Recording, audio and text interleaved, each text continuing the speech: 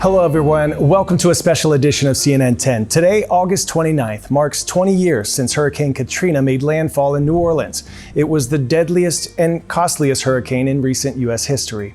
We want to reflect on this topic, especially for those of you who may not have been born yet or who want to learn more about it. We will take a look at the whys and the how this powerful storm unfolded, as well as what our nation learned, because many of those lessons can minimize risks and tragedy during the inevitable natural disasters of the future.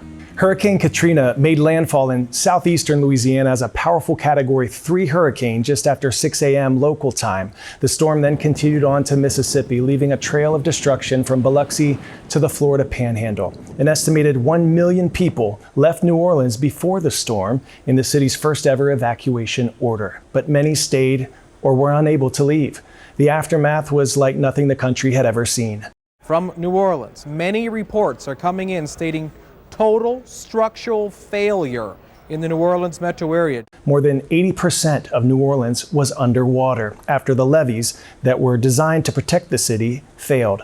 Those who sheltered in place and survived the storm were suddenly stranded, stuck in their attics or on their roofs, surrounded by putrid floodwaters and forced to endure sweltering temperatures without electricity.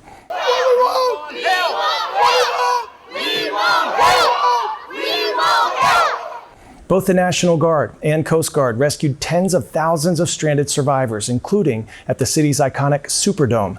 Nearly 25,000 sought shelter at the stadium, which faced heavy storm damage, leading to deteriorating conditions.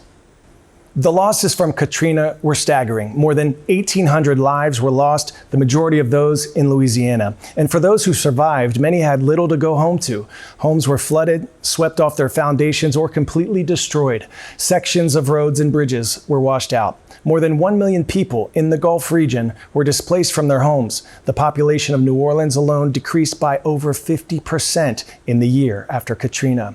And despite record-setting insurance claims, many who returned home still found it too costly to rebuild. The storm also highlighted long-standing flaws in disaster preparedness systems and brought to the forefront deep-rooted issues of race, class, and inequality that persist to this day.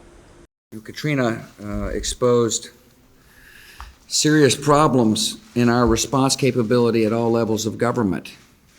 And to the extent that the federal government didn't fully do its job right, I take responsibility. And it's in our national interest that we find out exactly what went on and so that we can better respond.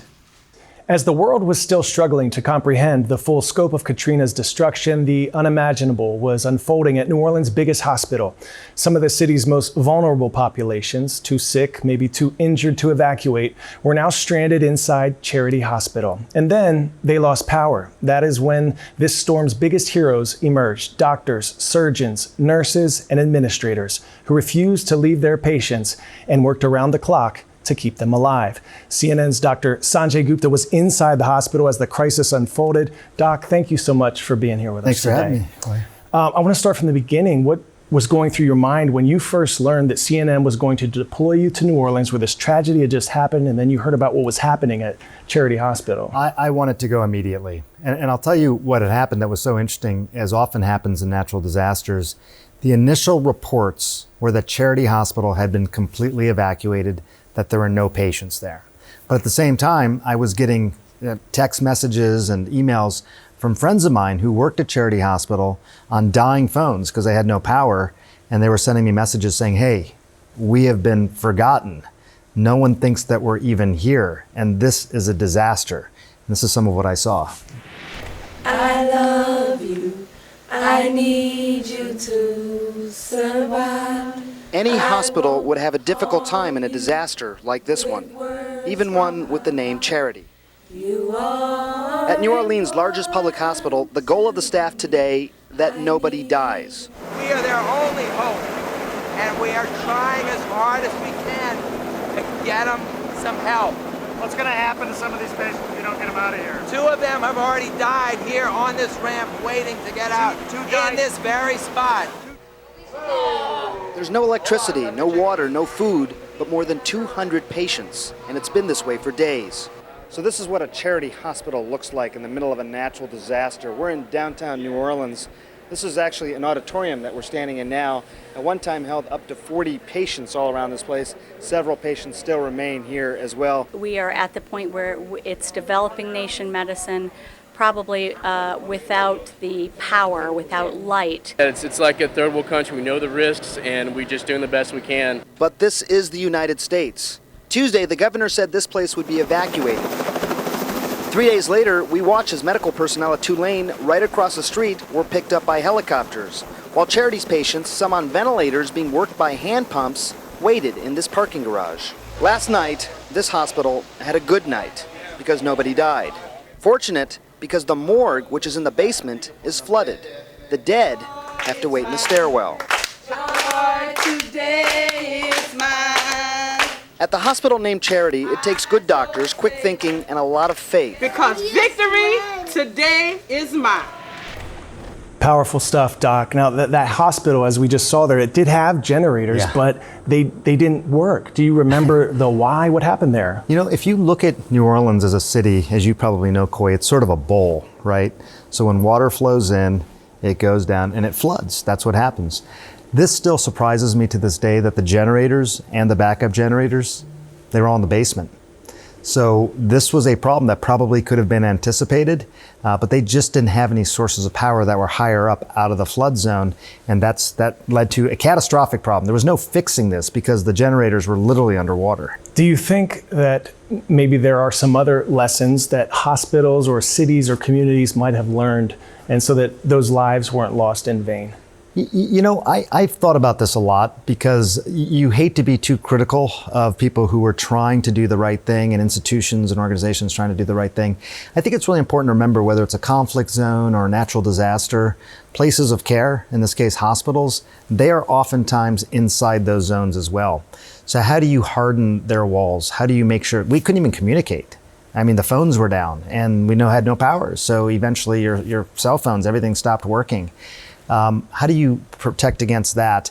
And obviously this generator problem. I mean, again, this was probably something that could have been prevented, but I think if you go to hospitals now in areas that are flood prone, those generators and those backup power systems, they're up high. You got to protect them. You know, I value your wisdom and perspective, Doc, and you witness how physically, mentally, emotionally distressed so many people were. What would be your advice out there to any people who might be facing some sort of challenging time in their life? I would say this, that, you know, if you would ask some of the people who really rose up and did remarkable things during Hurricane Katrina, if you asked them a week before, hey, are you going to be the guy that's going to rise up? They would have probably said, no, not me, I'm not that guy. Then all of a sudden, these remarkable heroes, unsung heroes, stepped up. So I would say, you know, it was inspiring. You know, incredible things come out of terrible things. And you never know just how much you can rise to the challenge until you're in a situation like that. But we see heroic stories all over the world, and I think this was another example of that. Through our struggles, we can learn strength. Absolutely. And our tough times can make us tougher. Thanks a lot. Doc. Thanks for having me. The National Oceanic and Atmospheric Administration, or NOAA, estimates Hurricane Katrina caused more than $160 billion in damages to the Gulf Coast.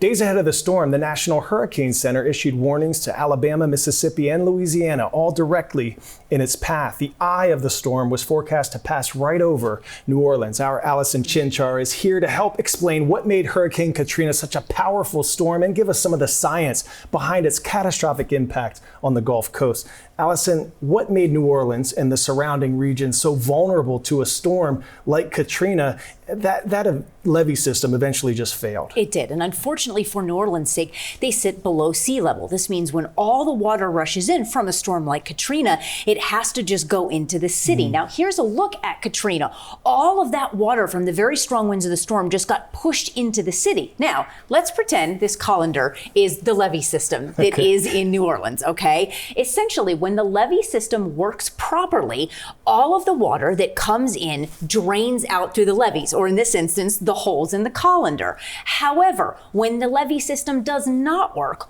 all of that water comes in and the city acts like a bowl. It basically fills up with all the water, and that's why we ended up having so many flooding problems in the city. All right, Allison, Katrina actually made landfall all the way in South Florida as a Category 1 hurricane days before it hit New Orleans. How and why did it intensify so rapidly? Yeah, so the interesting thing about Katrina, people often forget that it actually made landfall over Florida. So take a look at the graphic we have behind us. This is actually going to show you the actual track and path. So you can see it start to form right through there. It crosses over South Florida as a Category 1 hurricane, but then it goes back out over the open Gulf. This is when it intensifies, gets all the way up to a Category 5 storm. And the reason for that is the Gulf at the time was a boiling pot of water. It was filled with incredibly warm sea surface temperatures, and that's fuel for hurricanes like this. But then also notice it weakened back down to a Category 3.